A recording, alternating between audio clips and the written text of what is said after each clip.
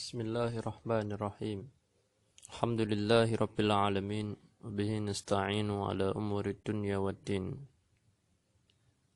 Pembahasan kita tentang kata dalam bahasa Arab. Dalam bahasa kita, bahasa Indonesia tentunya, setiap kalimat tersusun dari beberapa kata. Contoh, saya pergi ke masjid. Kalimat ini terdiri dari 4 kata. Yang pertama saya, yang kedua pergi, yang ketiga ke, yang keempat masjid. Dan setiap kata dalam bahasa kita tersusun dari huruf-huruf abjad A, B, C, D, E, F, G, dan seterusnya sampai huruf Z. Ini dalam bahasa kita diistilahkan demikian. Adapun dalam bahasa Arab, setiap huruf disebut harf atau ya huruf. Harf. Dan setiap kata disebut kalimah. Kemudian setiap kalimat nanti insyaallah akan kita bahas disebut jumlah. Jadi semisal bila saya pergi ke masjid diterjemahkan ke dalam bahasa Arab, maka setiap kata yang menyusun kalimat itu dalam bahasa Arab disebut kalimah. Ya. Jadi istilah kalimah dalam bahasa Arab bukan kalimat dalam bahasa Indonesia. Ya. Dengan kata lain, terjemah kalimah adalah kata dan kata itu dalam bahasa Arab disebut kalimah. Ini adalah pembahasan cukup mudah insyaallah ya, dan dicontohkan ya dalam lembaran yang kita kaji seperti misalkan madrasatun, ini dihitung 1 kalimah, kemudian iqtaraba dengan artinya disebut 1 kalimah, dan yang lain sebagainya daripada contoh-contoh kalimah. Dan kalimah-kalimah itu tersusun dari huruf-huruf hijaiyah. Huruf hijaiyah Arab yang berjumlah sekitar 29 huruf. Alif, ba, ta, tha, jim, ha, kha, dan seterusnya sampai ya.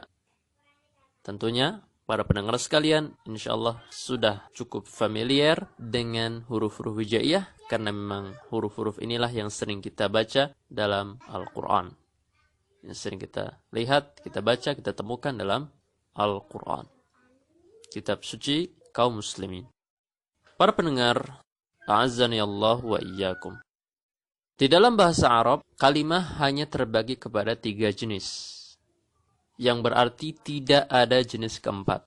Misal disebutkan, saya pergi ke masjid dalam bahasa Indonesia, maka terjemahnya kalimat tersebut ke dalam bahasa Arab. Ya, misalkan disebutkan, ana dhahibun ilal masjid, atau adhabu ilal masjid. Ya, tentunya kalimah-kalimah ini memiliki jenis masing-masing. Dan dalam bahasa Arab, ribuan kosakata atau ribuan kalimah yang terdapat dalam bahasa Arab hanya terklasifikasi kepada 3 jenis, tidak lebih. Ya, hanya terklasifikasi kepada 3 jenis.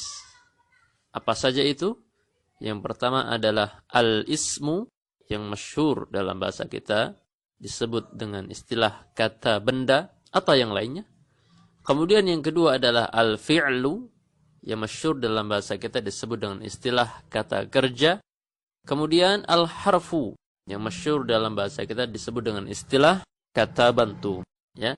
Jadi seluruh kosakata atau seluruh kalimah dalam bahasa Arab yang miliaran atau amat banyak jumlahnya itu hanya terklasifikasi kepada 3 jenis dan tidak lebih. Kalau nggak sebagai ism, ya sebagai fi'il. Kalau nggak sebagai fi'il, ya sebagai harf. Cukup itu saja. Ya, sehingga tidak ada nanti ketika kita ingin menyebutkan jenis keempat selain 3 ini, maka tidak dibenarkan.